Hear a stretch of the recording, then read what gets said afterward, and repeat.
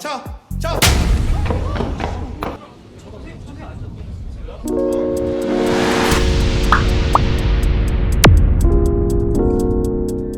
Film ini langsung dibuka dengan kebiasaan yang cukup menyedihkan. Setiap malam, seorang murid SMA bernama Kung Min selalu memanjatkan doa yang sama. Bukan minta nilai bagus, bukan minta cepat kaya, tapi minta supaya besok dirinya sakit parah, biar gak usah berangkat ke sekolah. Dan kalau seorang anak sampai lebih milih sakit daripada sekolah, berarti ada yang benar-benar rusak dengan tempat itu. Karena bagi Kung Min, sekolah bukan lagi tempat mencari ilmu, melainkan neraka yang harus ia hadapi setiap hari. Sekolah itu bernama SMA Daehan, salah satu sekolah elit di Korea yang dipenuhi anak-anak pejabat dan keluarga kaya. Tapi jangan keburu iri, karena di balik nama besarnya, sekolah ini isinya malah bocah-bocah resek yang ngerasa bapaknya punya negara. Dan film langsung membuktikan hal itu. Kamera kemudian memperlihatkan seorang siswa bernama Park Dae-sok yang sudah berdiri di bibir atap sekolah. Melihat kondisinya, kita semua pasti udah tahu, ini bukan mau cari angin. Buat memahami kenapa Dae-sok sampai senekat itu, cerita pun mundur beberapa hari sebelumnya. Ternyata, di kelas mereka ada tradisi yang benar-benar gak masuk akal. Setiap angkatan wajib memilih satu murid paling lemah untuk dijadikan jongos kelas. Dan parahnya lagi, tradisi goblok ini bahkan dilakukan layaknya upacara estafet turun-temurun. Lah, ini sekolah apa? Akademi Pembuli Nasional. Dae-sok sebenarnya bukan dipilih secara acak. Ia sengaja dijadikan target karena berani membela seorang guru pengganti yang sedang menegur murid paling bandel di kelas. Sementara guru-guru senior cuma bisa diam. Mereka bahkan mengeluh kalau sejak hukuman fisik dilarang, mereka sudah tidak punya kuasa lagi menghadapi murid-murid seperti ini. Alhasil, Dae-sok harus menanggung semuanya sendirian. Tekanan demi tekanan terus ia terima. Sampai akhirnya, ia memilih mengakhiri hidupnya.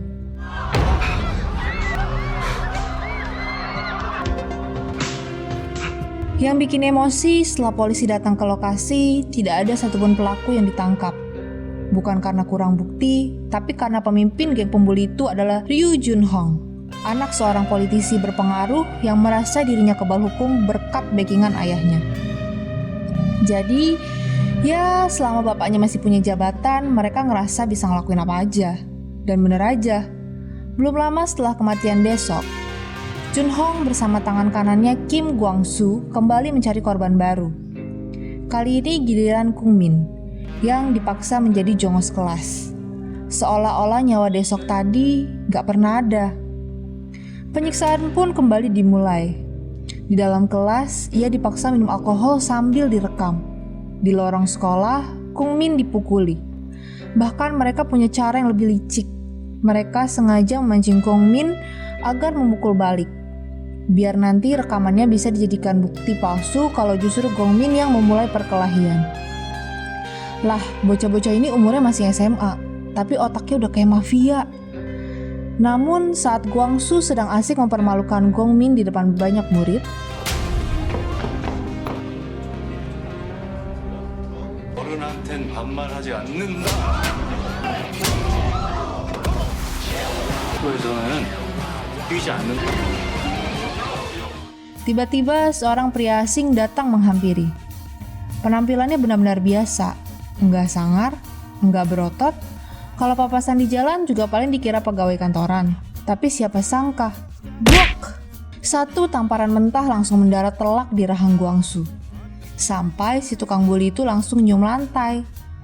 Nah, mulai dari sinilah para pembuli bakal sadar kalau kali ini mereka salah pilih lawan. Karena pria tersebut adalah Nah Hwan-jin, pengawas pertama dari sebuah lembaga baru bernama Biro Perlindungan Hak Pendidikan.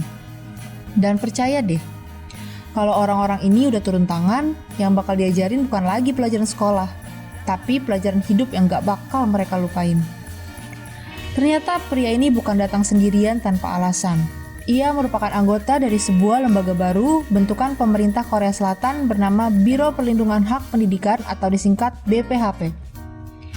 Lembaga ini dibentuk khusus buat menangani sekolah-sekolah yang kasus-kasus perundungannya sudah kelewat parah. Terutama sekolah yang sengaja menutupi kasus demi menjaga nama baik atau karena ada orang-orang berkuasa yang bermain di belakang layar. Dan yang bikin biro ini beda, mereka diberi wewenang yang bisa dibilang ngeri-ngeri sedap. Mulai dari menyamar menjadi guru, sampai turun tangan langsung kalau keadaan sudah di luar batas. Begitu identitas Nah Hwan Jin terungkap, kepala sekolah langsung buru-buru membela diri.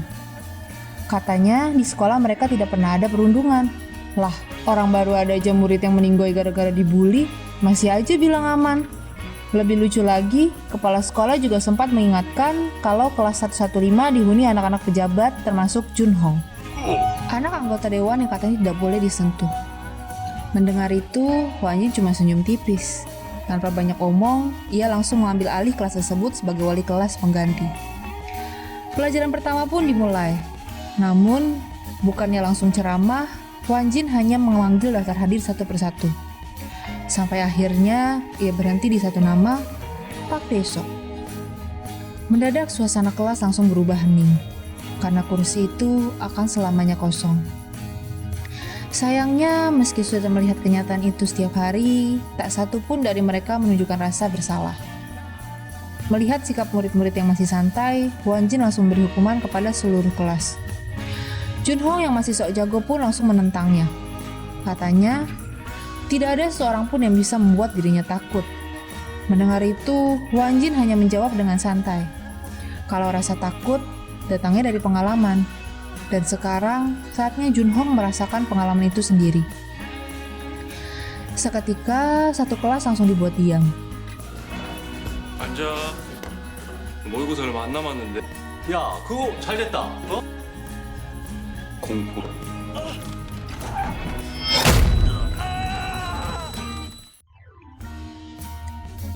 Entah itu si paling kebal hukum, akhirnya ngerasain juga gimana rasanya ketemu orang yang gak peduli siapa bapaknya.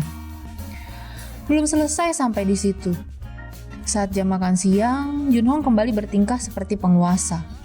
Ia menyerobot antrean, membuang makanan seenaknya, dan menganggap semua orang harus mengalah padanya. Namun kali ini, belum sempat ia berlagak lebih jauh, Hwan Jin langsung mendisiplinkannya di depan satu kantin penuh. 막 교복 10벌씩 입고 그러지 않을 거 아니야. 형 이렇게 보니까 너무 예쁘네. 치워. 밥 먹자. Seketika, anak yang biasanya paling ditakuti itu malah jadi tontonan seluruh sekolah. Sungguh nikmat. Tapi Hwan Jin sadar, masalah di SMA Daihan tidak akan selesai hanya dengan menghajar beberapa pembuli. Karena akar masalahnya bukan ada di sekolah, melainkan di rumah. Ayah Jun Hong, Ryu Gwanpil, adalah seorang politisi senior yang sedang digadang-gadang menjadi calon presiden Korea Selatan. Selama ayahnya masih berdiri di belakangnya, Jun Hong akan terus merasa dirinya kebal hukum. Maka, tanpa pikir panjang, Hwan Jin langsung mendatangi apartemen mewah milik Gwanpil. Dengan santainya ia duduk di ruang tamu sambil makan apel. Lah, ini orang masuk ke rumah calon presiden kayak lagi main ke rumah temennya. Dan di depan ayahnya sendiri, Hwan Jin tetap menarik Jun Hong keluar tanpa rasa takut sedikit pun. 네가 눌러야지 마. 뭔 말하고? Sementara itu, geng pembuli yang mulai terpojok akhirnya menuduh Gongmin sebagai orang yang melaporkan mereka ke BPHP. Akibatnya, Gongmin kembali menjadi sasaran. Mereka menghadangi di lorong sekolah, bahkan mengancam akan membuat nasibnya sama seperti Pak Dasok. Tekanan yang terus datang tanpa henti membuat mental Gongmin benar-benar hancur. Ia kembali naik ke atap sekolah, kondisinya sudah sangat kacau. Untung saja Nah Hwan Jin datang tepat waktu. Bukannya menggurui panjang lebar, ia hanya memberi Gongmin dua pilihan sederhana. Terus lari dari masalah atau mulai melawan. Ucapan singkat itu perlahan membuat Gongmin mulai tenang. Setelah memastikan muridnya baik-baik saja, Hwan Jin pun bertanya, kenapa selama ini Gongmin tidak pernah bercerita kepada kedua orang tuanya? Namun Gongmin hanya terdiam. Tatapannya tertuju pada pesan dari sang ibu yang berharap anaknya menjalani hari dengan menyenangkan. Melihat pesan itu, ia hanya menutup layar ponselnya dan mengalihkan pembicaraan.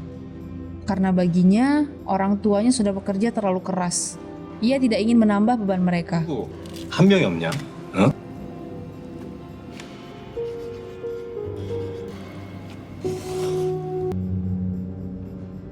Di saat Hua Jin sibuk melindungi muridnya, di sisi lain Ryu Guangpil mulai bergerak. Ia mendatangi Kementerian Pendidikan untuk menekan sang menteri. Dengan penuh percaya diri, ia bahkan mengancam bahwa dirinya bisa melakukan apapun demi melindungi anaknya. Sementara itu, Menteri Choi sama sekali tidak gentar menghadapi ancaman Guangpil. Dengan santai ia mengingatkan kalau BPHP bukan dibentuk tanpa alasan. 2 tahun sebelumnya, seorang guru bahkan sampai dibunuh oleh muridnya sendiri. Dan sejak saat itulah pemerintah sadar kalau sistem pendidikan mereka sudah benar-benar rusak.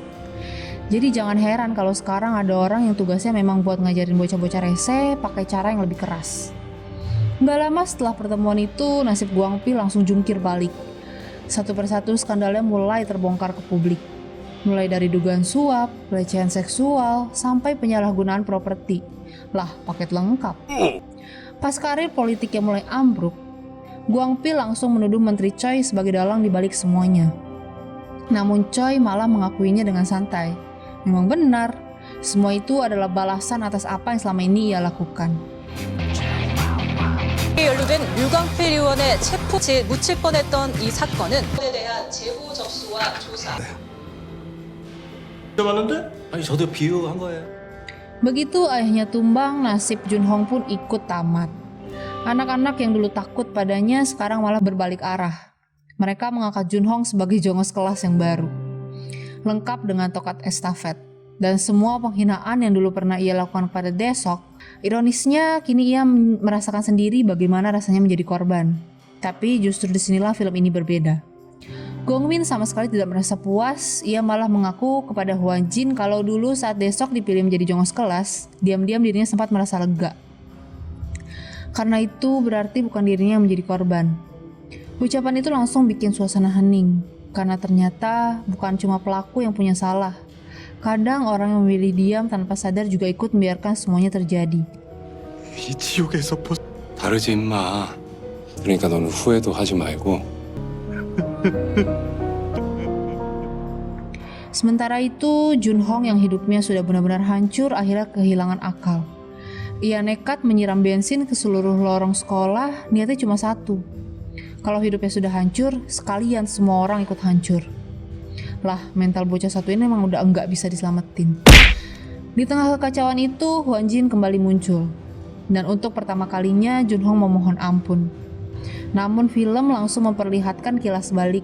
Dulu, di posisi yang sama, Pak Daesok juga pernah memohon agar mereka berhenti. Tapi Junhong malah menyuruhnya mengakhiri hidupnya. Barulah sekarang, ia benar-benar merasakan ketakutan yang dulu dialami Daesok.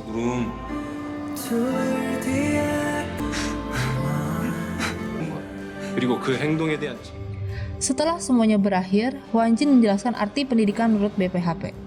Bukan sekedar menghukum, tapi membuat pelaku menerima akibat dari perbuatannya. Sampai akhirnya sadar dan bertanggung jawab. Perlahan SMA Daehan mulai kembali normal. Nama BPHP pun dipuji masyarakat sebagai penyelamat dunia pendidikan. 교장 선생님은 처음으로 박제되었다. 교권국의 대항국 Namun tepat ketika semuanya terlihat selesai, film diam-diam melempar satu misteri baru. Kamera menyorot sebuah nisan kecil bertuliskan nama Choi Ga-yun. Dan ternyata orang inilah sosok yang sangat berarti dalam kehidupan Na Hwa Jin.